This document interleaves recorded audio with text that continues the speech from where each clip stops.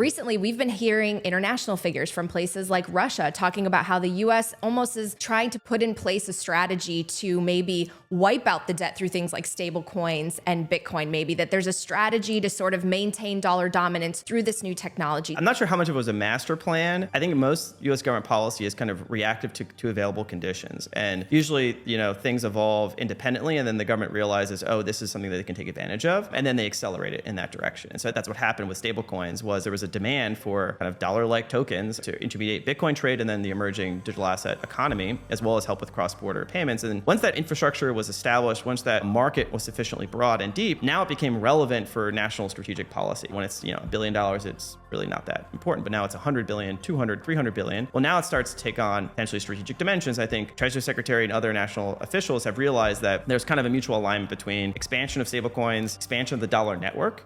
More and more individuals around the world will choose to hold their kind of cash balances in dollars relative to local currencies. And then if you can regulatorily require those issuers to reserve those crypto tokens with treasury securities, well, now we have a new buyer of our debt. And that's not like a panacea. It's not like one weird trick to solve our fiscal problems, but it basically allows them to kick the can. If they can expand the size of stablecoins, trillion, 2 trillion, maybe $3 trillion over the next 3 to 5 years, well, that's like a meaningful contribution to how the government is going to need to finance itself over the next few years. So it relieves that marginal pressure on them. And so in the end, politics is about not solving these strategic questions all at once. It's about kind of buying yourself more time. And fundamentally, Secretary Bessent, his job security is can he keep the US government financed without having a bond market revolt and without triggering instability in the financial system. And so I think they see this as a geopolitical tool and also a sort of a macro and financial stability tool, but it's too small to really play that role now. That role can only be played if they actually grow the stablecoin market. And so they actually have to implement Genius.